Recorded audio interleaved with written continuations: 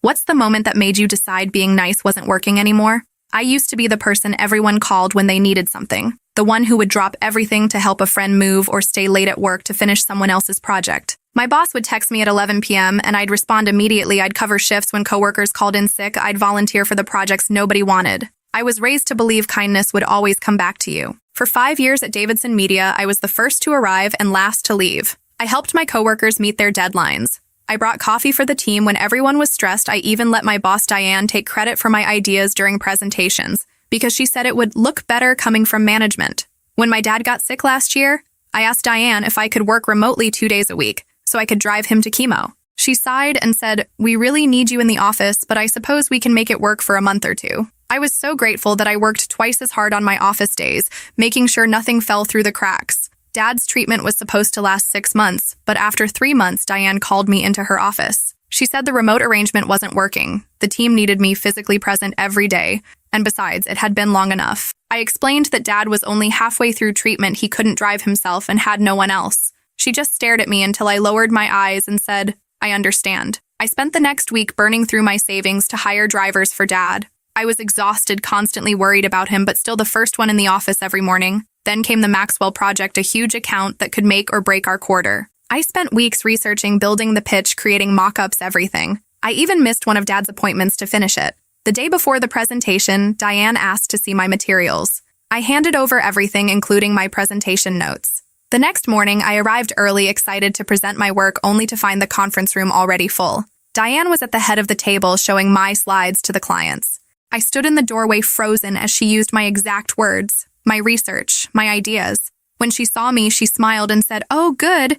Jennifer, can you grab coffee for everyone? We're just getting started." The client turned, saw me and said, "Aren't you presenting this?" Before I could answer, Diane jumped in and said, "Oh no, this is my project. Jennifer just helped with some research." I got the coffee. I stood in the back of the room and watched as she was praised for my work. The client loved it. They signed a 3-year contract, the biggest in company history. When the executives came down to congratulate the team, Diane accepted all the praise. She got a bonus. She got a promotion. I got a $50 gift card to Starbucks.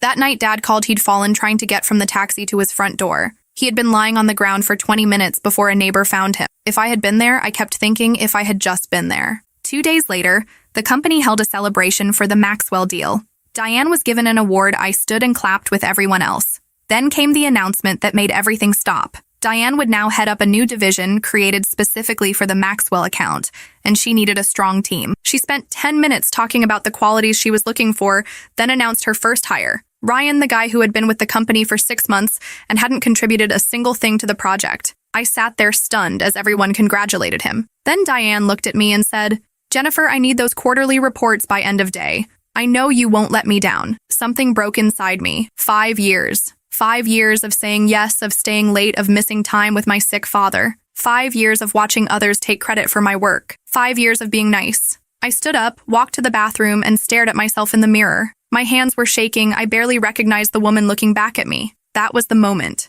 That exact moment when I decided being nice wasn't working anymore. I walked back into that celebration with a strange calm I'd never felt before. It was like watching myself from outside my body. As I approached Diane, who was laughing with the executives about plans for the new division, without thinking, I tapped her on the shoulder and said, "I need to speak with you right now." She gave me that patronizing smile, the one that said, "Not now. Sweetie, the adults are talking." But I didn't move. I just stared at her until her smile faltered. "Fine. Jennifer, what is it?" she said with clear annoyance.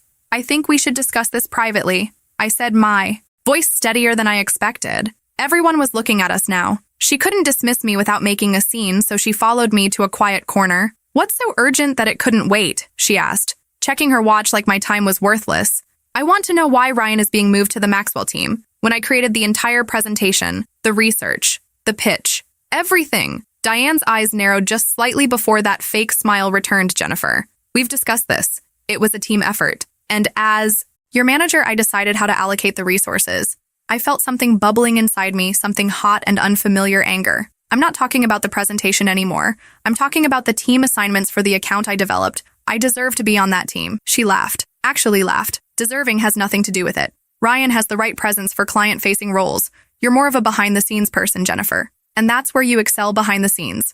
I repeated slowly. Do. You mean doing all the work while others take the credit? Her face hardened. Watch your tone. This isn't productive. Let's talk when you've calmed down. I didn't realize I was raising my voice until I saw people turning to look so productive like me, staying until midnight, working on the Maxwell presentation while you were at your son's basketball game. Diane stepped closer, her voice dropping to a dangerous whisper. Jennifer, I think you should take the rest of the day off clearly. You're not in a professional mindset right now. I almost did it.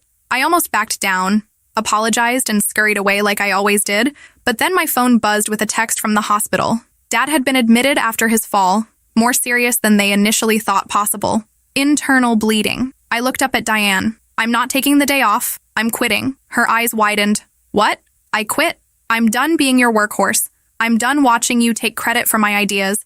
I'm done sacrificing my family for this job, where I'm not valued or respected. She switched tactics instantly, her voice softening. Jennifer, don't be hasty. You're upset. I understand, but you're a valuable member of the team. I almost laughed the first time you've ever said that to me, is when I'm quitting. People were definitely staring now. One of the executives was walking over, looking concerned. Is everything okay over here? He asked. No, it's not. I said before Diane could speak, I've just resigned because I'm tired of having my work stolen by my manager. The entire Maxwell presentation was mine. Every slide, every word, every concept. But Diane presented it as her own. The executive, Ted Wilson, looked surprised. Jennifer, these are serious accusations. They're not accusations, they're facts, I said, feeling strangely powerful. I have the original files on my personal drive with creation dates. I have emails where I sent drafts to Diane. I even have the research notes in my handwriting. Diane's face had gone pale. This is ridiculous. She's being emotional because of personal issues. Her father is sick and she's not handling the stress. Well, I felt a flash of rage at her using my father's illness against me. That was it, the final straw. I pulled out my phone, opened my email, and forwarded something to Ted's address. You'll find I just sent you the original presentation with all my notes, including the comments where Diane specifically asked me to remove my name from the presenter section. You'll also find the recording I made of our conversation last month where she told me, and I quote, just do the work and let me handle the client. I need this win for my promotion. I hadn't actually planned to send that recording. I'd made it for my own sanity to remind myself I wasn't crazy, but now it felt like divine intervention that I had it. Diane's mouth opened and closed like a fish. Ted checked his phone, his expression changing as he opened the email. Jennifer, let's discuss this in my office, he said quietly. I shook my head. I'm done discussing. I'm done working here. I'm done being nice. I have to go to the hospital. My dad needs me. I'll email HR my resignation. I turned to walk away when Ted said, wait, this is concerning information. We need to address this. I looked back at them. Diane's face was a mixture of shock and fury. Ted looked genuinely troubled. Address it however you want. I said I won't be here. As I walked toward the exit, I heard my name being called by several people, but I didn't turn around. I just kept walking past the shocked faces of coworkers who had never seen nice, accommodating Jennifer stand up for herself outside the building. I took a deep breath. It felt like the first real breath I'd taken in 5 years. I got in my car and drove straight to the hospital. Dad was pale against the white sheets, but he smiled when he saw me. Hey, kiddo, shouldn't you be at work? I took his hand. They can manage without me. I'm where I need to be over the next few days. While Dad recovered, I got dozens of calls and texts from coworkers, some expressing shock, others support. A few even shared stories of how Diane had taken advantage of their work too. I ignored most of them, focusing on Dad and what would come next. A week later, while Dad was napping in his hospital room, I finally checked my email. There was a message from Ted Wilson asking me to call him when I had a moment. Curious, I stepped into the hallway and dialed his number. Jennifer, thank you for calling, he said, sounding genuinely relieved. I've been hoping to speak with you. What can I do for you, Ted? I asked professionally. Even though I no longer worked there after reviewing the materials you sent and conducting several interviews, we've terminated Diane's employment. Her actions constituted a clear violation of our ethics policy. I hadn't expected that. Oh, I said, not knowing what else to say, he continued. We'd like to offer you her position. I nearly dropped the phone. What? The Maxwell team needs a leader. Someone who knows the account inside and out. Someone who did the actual work. That someone is you. I leaned against the wall, trying to process this. The promotion Diane had gotten was now being offered to me. I appreciate the offer, Ted, but I'm not sure I want to come back. There was a pause. Then Ted said, we're prepared to offer a significant compensation increase, full remote work options for your family situation, and back pay for the bonus Diane received for your work. I thought about Dad, about the medical bills piling up, about the fact that despite everything I did, enjoy the creative aspects.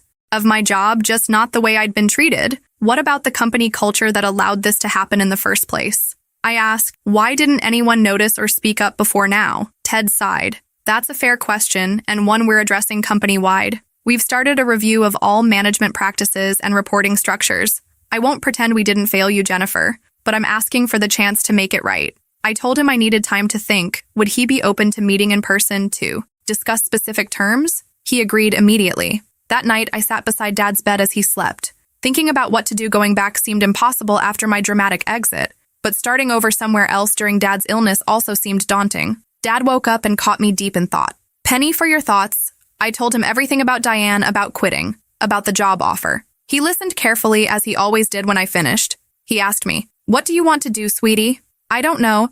Admitted, part of me wants to go back and show them I can lead without becoming like Diane. Part of me wants to walk away and start fresh. He nodded, both valid. But let me ask you this. When did you feel most like yourself this past week? I thought about it when I finally stood up to Diane, when I stopped being a doormat. Exactly. He said, you don't have to decide whether to take the job right now. But whatever you choose, don't go back to being the old Jennifer, the one who let people walk all over her. I met with Ted the next day and laid out my conditions: full remote work flexibility during Dad's treatment, a team of my choosing, and most importantly, a company-wide attribution policy, ensuring people received credit for their work. To my surprise, he agreed to everything. I started my new role the following month, working primarily from Dad's house. While he recovered, the team respected me because I respected them. We completed the first phase of the Maxwell project ahead of schedule and under budget. It wasn't always smooth sailing. Some people who had known the old Jennifer tried to take advantage, assuming I'd still be a pushover. They learned quickly that while I was fair, I was no longer a doormat. 6 months later, Dad finished his treatment. The doctors were cautiously optimistic he was on the mend. I had proven myself as a leader and even received a company-wide innovation award for a new campaign approach. One evening, as I was finishing work, Dad came into the home office I'd set up in his spare room. You know what I was thinking about today? What's that? I asked. Closing my laptop that day at the hospital when you came in after quitting, there was something different about you. Like a weight had been lifted. I smiled. I remember he sat down across from me before that day. I was worried about you more than myself, worried you were letting life happen to you instead of making choices. It took me getting sick for you to finally put yourself first. Tears pricked my eyes. I'm sorry it took that long. He reached over and squeezed my hand. Don't be. We all learn our lessons when we're ready to learn them. I'm just glad you learned this one, while I'm still around to see it. We sat in comfortable silence for a moment before he added, your mother would be proud of you. She never took crap from anyone either. That made me laugh. Mom certainly wasn't a pushover. Late that night, I found myself thinking about the person I used to be, always saying yes, always accommodating everyone else's needs before my own. I didn't hate that person. She was kind and well-intentioned, but she was also afraid of conflict, afraid of disapproval, afraid of standing alone. The woman I'd become wasn't fearless, but she faced her fears. She set boundaries. She demanded respect, and strangely enough, she received it far more often than the woman who had begged for it. The following week, I received an email from Ryan. Of all people, he'd been reassigned after I took over, and was now working under another manager who apparently made Diane look positively angelic in comparison. The email was asking if I had any openings on my team. He'd heard I was a fair boss who gave credit where it was due. I stared at the email for a long time, thinking about how desperate I had been for recognition, how I would have jumped at any chance to work for someone who valued me. Part of me wanted to ignore the email to let him feel what I had felt, but that wasn't who I wanted to be either. Nice didn't mean being a pushover, but it also didn't mean being vindictive. I replied, offering him an interview, not promising anything, but giving him the chance I wished someone had given me. Dad saw the email over my shoulder as he brought me coffee. You're a better person than I am. He chuckled. I'd have told him to kick rocks. I laughed. Maybe I am, maybe I'm not. But I know I can be kind without being a doormat. Now I decide where my boundaries are. Not everyone else exactly. He said, raising his coffee mug in a toast to boundaries. And the daughter who finally found hers? I clinked my mug against his. To boundaries, I echoed, and to not confusing kindness with weakness. It had been a long journey from the woman crying in the bathroom mirror to the leader sitting confidently in her home office,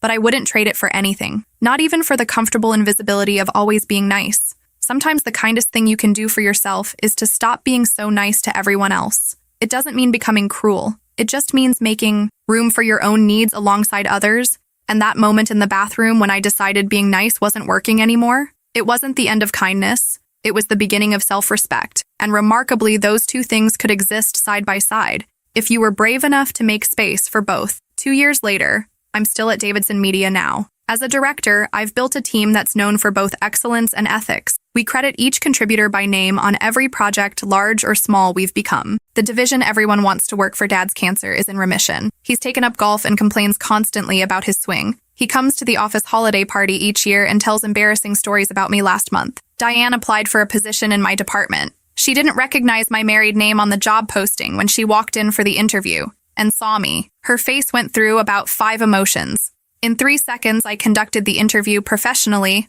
asked relevant questions, and thanked her for her time. I didn't hire her, not out of revenge, but because there were better candidates, people who valued collaboration and integrity as she was leaving. She paused at the door. You've changed, Jennifer. I smiled. Yes, I have. Thank you for noticing. She looked confused. You're thanking me? In a way, yes. If you hadn't pushed me to my breaking point, I might never have found my strength. So in a strange way, you helped me become who I needed to be. She didn't know what to say to that, so she just nodded and left. That night, I told Dad about the interview. He roared with laughter, slapping his knee. The look on her face must have been priceless. It was, I admitted. But you know what's funny? I actually meant what I said to her. I am grateful in a weird way. He nodded sagely. Sometimes our worst moments lead to our best decisions. I think about that bathroom mirror moment, often the tear-streaked face, the shaking hands, the absolute certainty that something had to change. It was rock bottom, but it was also the foundation I built everything else on. So when people ask me the moment I decided being nice wasn't working anymore, I tell them it wasn't about stopping being nice. It was about starting to be nice to myself too, and that has made all the difference.